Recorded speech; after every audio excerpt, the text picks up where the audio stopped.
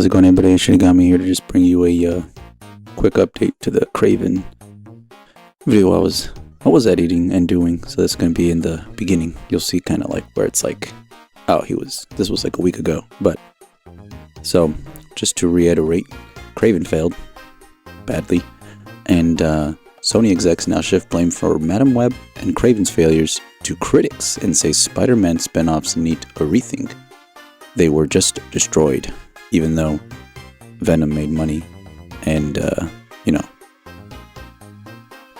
well, not the last one, but the first one did. And then some other stuff here.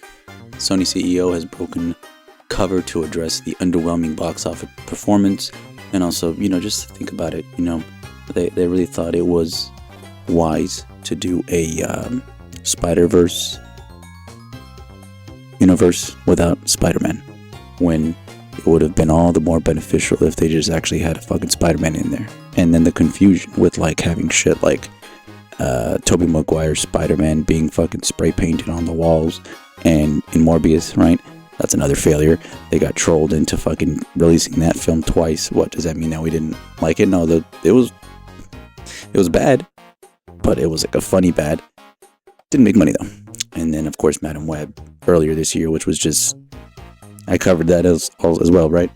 But they also could have even had Andrew Garfield, but they didn't.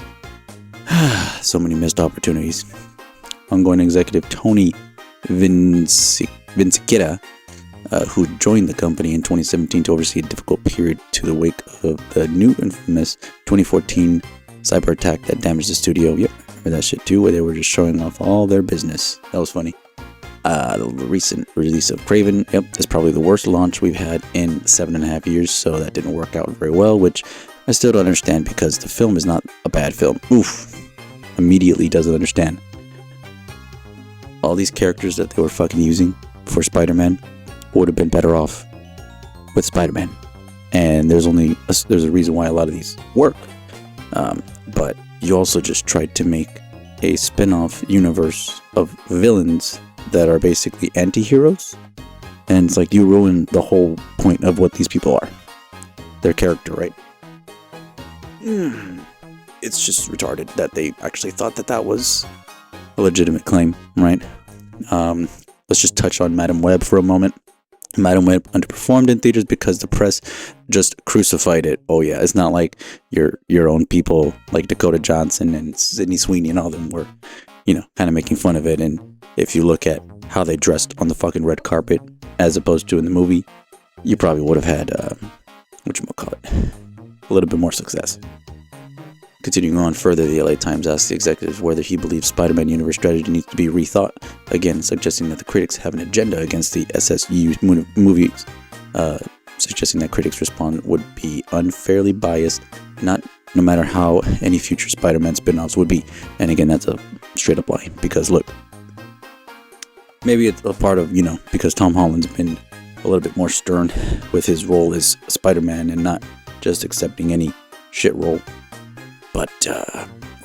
shit script. You have to acknowledge that, the critics didn't like Venom, but the audience loved Venom. And that didn't make sense for them. Wow, what? And then now we're at the point where all they would have to do is release Spider-Man 4. Put Tobey Maguire, put Sam Raimi back into it. We can finally see that envision that they had with Vulture and all this other stuff, right? I think Mysterio was supposed to be in it, possibly. And it's a lot of things could have been done. And finally, just to top it off here, as we scroll further down, what the Sony CEO's comments mean. Vinciquerra comments about the critical reception about the Spider-Man universe movies are a fair assessment based solely on the Rotten Tomato scores, as long as you ignore the Spider-Verse movies. They're somewhat separate, of course, thanks to the medium, but you are perhaps best considered annexes of the main SSU and the MCU for sure. But taking in everything else from 2018's Venom through the Kraven, the scores are notably poor, topping out at 58. Which, as we could just see lined up perfectly for us, right? Obviously, yes, the first one did amazing, but the critics fucking hated it. Even the second one got better praise by the audience, but then we start to see the diminishing returns, right? And it's crazy, when it's just like, oh, the fans have all the power, and they canceled this thing. But then now it's, now the critics had all the power all along, and they canceled it. So it's like, what is it? Like, you're just flip-flopping on that shit. It's fucking stupid. Our take on Spider-Man spilled. Nah, I don't give a shit about fucking Screen Rant's take on this shit. I already know. But yeah, that's my little segment. You'll see the rest of it now. So, hey, Shinigami signing out. Bye. How's it going, everybody? Shinigami here to bring you another thrilling video here. This one, we're going to be talking about ourselves a one and only Kraven the Hunter movie that had released. Now, as some of you may have seen and recently, I guess, have to experience,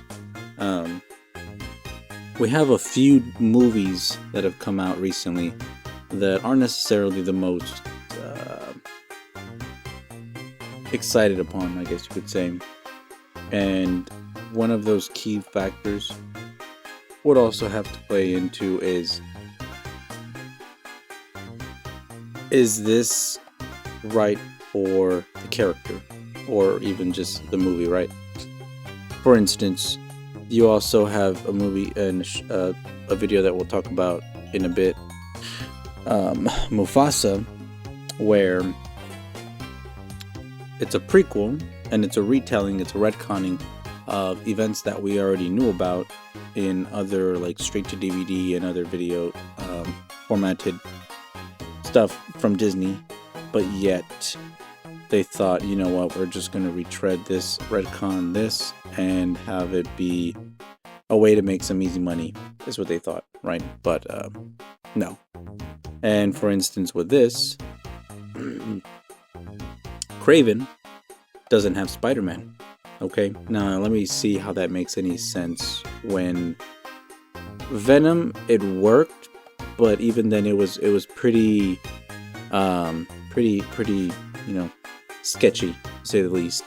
And when it came to already having the third film, it didn't perform nearly as good as the first one, and especially not as good as the second one, which the second one didn't perform as good as the first one. Something else to take into account is that they could mention Spider-Man, but then they also really couldn't have Spider-Man in it because of the whole Marvel tie-in that they fucked themselves over with. And they kind of gave the excuse of, well, we couldn't just have our own different Spider-Man in this, even though you definitely could. Or even brought in someone like Andrew Garfield, right? But as we get into this, you'll see here, a disastrous release for Kraven the Hunter is bad for Sony, but it's so much worse than that. And again, this basically ends their solo Sonyverse stuff of villains that are not actually having Spider-Man in it, which is just, again, like, why are you gonna have Spider-Man villains without Spider-Man? That doesn't make fucking sense at all. But as we can see here, what Kraven the Hunter failure says about Sony's universe, and also going forward, the disappointment reception of Sony's latest Kraven the Hunter might be the final stab. And again, they've had multiple flops of the Spider-Man's villains world work. It's probably for the best after all the time and so many subpar disconnected attempts. The reason why the universe failed is down to more than just superhero fatigue. It's more than specific understanding of what makes an anti-hero story work. The projects have been tonally jumbled from the start, and Kraven the Hunter hopefully proving Sony with their last gasp is an ultimate telling of sign of how much, with modern filmmaking nuance is what's wrong with it, basically, right? And how an anti-story or a story about a classic villain is admittedly difficult to tell. The Venom movies tried to overcome this problem with a comedic approach, which worked, but it took its sting. And even then, if you have seen and read some comics, or quite a bit of comics when it comes to dealing with Venom, at first he definitely starts off a lot more visceral, more violent. Then when it kind of continues on, he becomes a little bit more jokey and playful. Like, have you ever seen some of the Spider-Man footage from the PlayStation 1? And what else? He ends up becoming definitely much more friendly, right? So, no, can't really say that he is a complete villain. He starts off as a villain and then does change to an anti-hero role. But yeah, it's not. Venom isn't really the best. He's the only one that can really transition, because a lot of the other Spider-Man villains don't change to being anti-heroes. Like Sandman, no, he's just bad, right? And like, he was sympathetic in the Sam Raimi version, but like when it comes to comic book version and stuff like that, he can give a rat's ass. He'll still be bad, you know. And as we can see here, runtime sitting at 127 minutes. Let's see, expand this. That's just showing the cast. A lot of people not too pleased about what happened with this, though.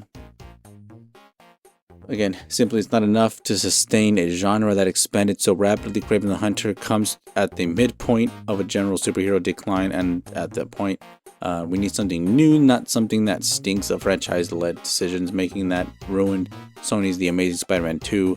Growing cynicism and awareness of this type of thing suggests the studio hasn't gotten too smart and to try and blatantly sell people's slop. Again, yeah, that, you know, where does this Sony universe go from here? Honestly, if there's anybody's guess, the superhero movie cycle has changed, but it hasn't slowed down. The generic nature of Kraven the Hunter isn't a surprise, though. But we've had so many average movies in this genre in the past few years that maybe it's here to stay. Obviously, I don't think so. They're probably just kind of fluffing it up a bit. But finishing note.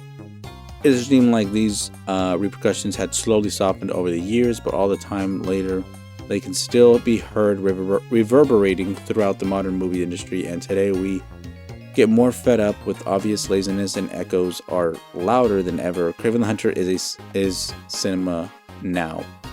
So, yeah, dude, not many people are pleased with this, and a lot of people are very upset. But you know what? The good thing is that people are definitely showing it with their wallet and what they're choosing to support and not support, because it's kind of bullshit when you think about it, right? Let me give you a subpar character that should be more respected than they are, and then on the top of it, not even gonna put the character that ties into that universe the most. Also, yeah, because you do have a contract with Marvel, but what was the restriction? Can you not use any kind of Spider-Man? You can't do your own Spider-Man, and be like, hey, look, this is something different. Okay, this isn't that, but then you fucked up with the Venom universe when you added Kraven. Not Kraven. No, was it Morbius? I think it was Morbius. When you added in Vulture from Homecoming, right? Because it's just like, why is he here? Okay, and then I think Scorpion too, if I'm not mistaken. But it's like, why is he in this universe now? Because they're saying because the whole tie-in from Doctor Strange and these other movies and stuff like that. It's like, yeah, but you could have changed who that was. Again, nitpick maybe, who knows, but I don't know if they've learned their lesson. Okay, they literally got fucking fooled to re-release what was that movie? Morbius, as I was mentioning. They were fooled to re-release Morbius, and it flopped a second time. Okay, so no, I don't think Sony has learned their fucking lesson. And as of this turnout, no. They're going to be very disappointed. They're upset, but hopefully praying to, that Marvel can somehow regain the rights and actually integrate Spider-Man characters and Spider-Man himself into Marvel a lot better. Because again, how long has it been since No Way Home?